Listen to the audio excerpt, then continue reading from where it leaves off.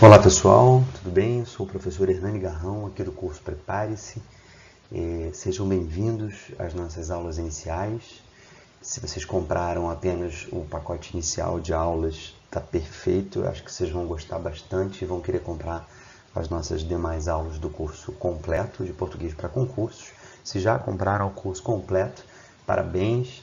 A gente tem aqui 18 capítulos no livro didático que a gente criou, especialmente para atender a toda e qualquer matéria, a todo e qualquer conteúdo listado nos editais de concursos em que se cobra língua portuguesa, ok? Bom, nessa nossa primeira aula, capítulo 1, a gente vai tratar de níveis de linguagem, variação linguística e adequação vocabular.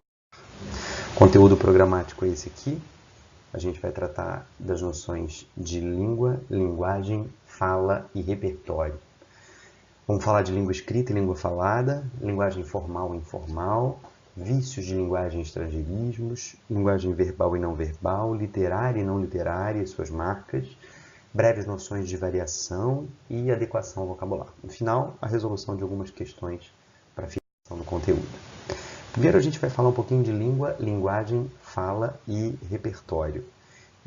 Quando a gente fala de linguagem, a gente está tratando de um exercício originário da faculdade própria ao homem que lhe possibilita a comunicação, ou seja, é algo genérico. A linguagem é típica do ser humano, não há qualquer outro animal capaz de desenvolver linguagem como o ser humano desenvolve. A linguagem tem um lado individual e um lado social, sendo impossível dissociar, separar o lado individual do lado social. No lado social a gente tem a língua e no lado individual a fala. O que a gente quer dizer com isso? A língua é o lado social porque é um contrato coletivo de uso da linguagem. E a fala é um ato individual, um ato de vontade do cidadão, do indivíduo. Você fala quando tem vontade, se não houver nenhum comprometimento na sua fala, e você para de falar quando bem entende, né? É um exercício individual. A língua é um instrumento particular da comunicação, é diferente da fala, porque representa a parte social, como a gente estava falando. Um indivíduo sozinho não pode simplesmente dizer que vai modificar a língua. Ela se modifica na boca das pessoas, mas de maneira paulatina. Essa modificação não é abrupta, ela é lenta ao longo dos séculos. A fala é um ato intencional de vontade do indivíduo. A linguagem é uma faculdade natural própria do homem. Então, a língua tem uma natureza homogênea, porque ela é compreendida na mente dos falantes de uma determinada comunidade linguística da mesma forma. O sistema de signos convencionais e arbitrários são as palavras, as expressões que combinadas formam as frases, que combinadas formam os textos, sejam orais, sejam escritos. O repertório já é o conjunto vocabular, conjunto de palavras e expressões de que se serve cada falante no dia a dia, quando vai usar a fala. O repertório vai variar de indivíduo para indivíduo. Na língua portuguesa, nem sempre o emissor e o receptor se comunicam de maneira adequada. A gente tem aqui um exemplo para vocês lerem depois com calma, um texto em que um médico está trabalhando numa cidade no sertão e tem muita dificuldade de entender algumas palavras dos habitantes daquele local. Depois vocês podem voltar, deem uma olhadinha nas palavras e vejam como é diferente o discurso da comunidade local e a dificuldade que o médico tem para entender esse discurso. E a gente tem o nosso item 2, língua escrita e língua falada. Por que a gente tem que tratar da língua escrita e da língua falada? Porque são duas modalidades muito diferentes de qualquer idioma. O português falado e o português escrito, por exemplo, são muito distintos entre si. Quando os alunos chegam à sala de aula para estudar português, seja o português para concursos, seja o português regular no ensino básico ou na universidade, eles já chegam falantes nativos da língua. Cabe ao professor de língua estudar com eles a versão culta, tradicional, normativa do idioma. E essa está muito mais circunscrita, a língua escrita, do que a língua falada, apesar de nós também usarmos na língua falada, em algumas circunstâncias, a versão mais formal do idioma. As línguas não ágrafas, ou seja, aquelas que têm tradição escrita, comportam essas duas modalidades. Características da língua falada e da língua escrita estão aqui nessa pequena tabela. A língua escrita usa grafemas, que são as letras escritas no alfabeto, e a língua falada os fonemas, o conjunto de sons. A escrita é mais conservadora, mais formal, menos econômica, estabelece relações em ausência, você deixa um texto escrito para alguém ler depois. Tem como marca principal os sinais de pontuação e a acentuação gráfica, para a gente poder tentar reproduzir determinadas pausas e marcas da fala. E é mais perene, duradoura, fica para gerações. A língua falada não, usa os fonemas, é mais liberal, flexível, menos formal, tem muito mais exclamações, onomatopeias, que são aquelas palavras, aqueles sons usados para a reprodução de sons de animais e de sons de repetição de objetos, como toque-toque, knock-knock, miau, au-au, etc. Os anacolutos são rupturas de construção que a gente tem quando o indivíduo começa uma frase, não termina, parte no meio e começa a usar uma outra frase completamente distinta. Quando a gente está conversando informalmente, por exemplo, a gente vai dizer: ih, rapaz, eu tenho que contar para você uma história. A história é a seguinte, eu vou te contar. Ih, peraí, vamos parar agora que depois eu te conto essa história. Eu vou contar uma outra história mais antiga que é muito mais interessante. Eu cortei e parti para outra e isso não acontece na língua escrita. Isso são os anacolutos. Bom, em relação aos graus de formalidade, a gente tem a língua falada muito menos formal e a língua escrita muito mais formal. E aí, entre os exemplos de graus de formalidade, a gente tem na língua escrita formal, documentos oficiais e comerciais. Na escrita informal, e-mails, bilhetes informais. Na língua falada formal, palestras, apresentações.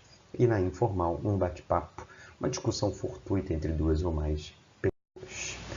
Entre os vícios de linguagem e estrangeirismos, a gente vai agora tratar de alguns muito específicos. Mas, professor Hernani, o que são os vícios de linguagem?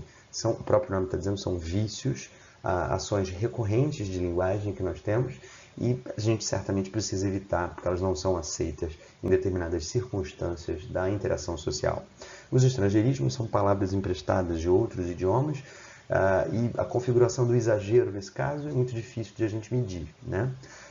Isso vai mesmo do tom que deve ser estabelecido de maneira individual. Os vícios de linguagem são expressões usadas exaustivamente pelos usuários como muletas, tipo assim, é nível D, então, questão, porque essa questão, coisa, é um outro exemplo.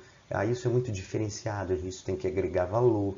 Os gerundismos, eu vou estar te ligando e a gente vai estar se falando, isso são vícios de linguagem. Os estrangeirismos são aquelas palavras que a gente importa, às vezes de maneira desnecessária, como beach soccer, corner, sail, off, start, brainstorm ou brainstorming. Enfim, a gente tem aqui um link para vocês acessarem caso queiram, para um vídeo do YouTube que é bem interessante sobre estrangeirismos. Quando a gente fala de linguagem verbal e linguagem não verbal, a gente está tratando especificamente do uso das palavras, do verbo, ou do uso exclusivo das imagens. A linguagem verbal é aquela que usa o verbo no sentido amplo, no sentido lato, usa palavras. A linguagem não verbal não usa palavras ou expressões, frases, texto verbal, usa texto imagético, usa imagem o tempo inteiro, tá? É basicamente assim que funciona. Quando a gente fala da linguagem literária, a gente está tratando de uma linguagem recheada de figuras de linguagem, de imagens ficcionais. A gente está tratando de conotação, de metáfora. Quando a gente trata da linguagem não literária, a gente está falando do texto informativo, denotativo, texto de jornal, texto de revista, os blogs de internet. Então, há aí uma diferença no tom da linguagem literária para a linguagem não literária. Quando a gente trata de variação linguística, a gente está tratando do processo de transformação das línguas ao longo das suas histórias, ao longo da sua história. Então, uma língua sempre varia na boca do povo. Há variações de nível regional, que a gente chama de variações diatópicas, variações de nível social, que a gente chama de variações diastráticas. A gente ainda tem as variações diafásicas, que são variações de registro. Então, a língua portuguesa, por exemplo, não é a mesma em todas as circunstâncias de uso. Eu estou narrando esses slides para vocês, por exemplo, num determinado tom, num tom um pouco mais formal. Mas poderia usar essa narração, ou fazer a narração, num tom muito mais formal, ou num tom descolado, completamente descontraído. A gente optou por ficar no meio termo, ok? Vocês, com o tempo, depois podem ler melhor os textos dos slides, porque eles são bastante informativos. A narração é apenas para guiá-los ao longo dos textos das nossas aulas e para ajudar vocês quando forem confrontar os slides com o nosso material escrito, o nosso. Em resumo, variantes diastráticas correspondem à variação de classe social para classe social, diatópicas de região para região. A gente não tem aqui ainda as diafásicas, sobre as quais a gente falou lá atrás, nos slides anteriores, que são variações de registro, formal e informal, e as variantes diacrônicas, que indicam ainda as mudanças ao longo dos tempos. Né? A diacronia é uma mudança horizontal pela qual as línguas passam ao longo da sua história. Quando a gente fala de adequação vocabulária, a gente está falando de uma adaptação do vocabulário ou do discurso para um determinado ambiente de interação. Eu posso usar, por exemplo, a gente estava de saco cheio da reunião, ou eu posso usar estávamos cansados da reunião. Não estávamos satisfeitos com a reunião, não estávamos gostando da reunião, ou a gente não estava curtindo a reunião. Então, adaptar o discurso ao grau de formalidade do ambiente de interação é fundamental. Isso é cobrado frequentemente nos concursos públicos, já que há muitas e muitas questões que falam desse processo de adequação, principalmente concursos de nível médio. Então, para adequar o vocabulário, prefira casamento no lugar de casório, menor infrator no lugar de pivete, comunidade de baixa renda no lugar de favela, crianças especiais no lugar de retardadas, rancenianos no lugar de leprosos, pessoas com necessidades especiais no lugar de aleijados.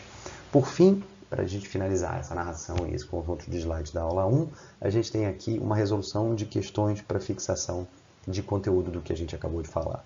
Então, por exemplo, a gente tem aqui que indicar uma única palavra de uso formal correspondente às palavras ou expressões que estão aí em negrito. A notícia o deixou de boca aberta, eu posso dizer, por exemplo, a notícia o deixou boquiaberto, o deixou estupefato, o deixou surpreso. É moleza abrir um crédito naquela loja, é fácil. O ambiente do bairro é barra pesada, o ambiente do bairro é perigoso. Tomar banho de cachoeira é um barato, tomar banho de cachoeira é maravilhoso. Me dei mal no concurso para juiz, fracassei no concurso para juiz, falhei, malogrei no concurso para juiz. O chefe estava de cabeça quente, o chefe estava estressado, ele estava nervoso. Xícaras e copos a preço de bananas, xícaras e copos baratos. Maria ficou uma semana na fossa, ficou uma semana deprimida. De textos. A gente tem aqui um texto completamente informal para a gente transformar num texto formal. Há várias, muitas formas diferentes de a gente fazer isso. Eu vou sugerir aqui uma. Detesto aquele rapaz. Se eu tiver a chance de não cumprimentar ele, eu não cumprimento. Conheço ele há mais de 10 anos atrás. Quando pedi ajuda, ele me virou as costas. Tenho amigos que acham que deve se perdoar estas coisas. Me recuso a aceitar isso. Olha como é que poderia ficar esse texto. Não gosto daquele rapaz. Se eu tiver a chance de não o cumprimentar, vírgula, eu o farei. Ponto, letra maiúscula. Conheço-o há mais de 10 anos. Quando pedi ajuda, ele se negou. Tenho amigos para quem tais coisas devem ser perdoadas. Ponto, letra maiúscula. Recuso-me a aceitar isso. Estavam em 5 na sala de reunião, já faziam 20 minutos que aguardávamos ansiosamente a chegada do gerente para o início das discussões, porque todos esperávamos. Éramos 5 na sala de reunião.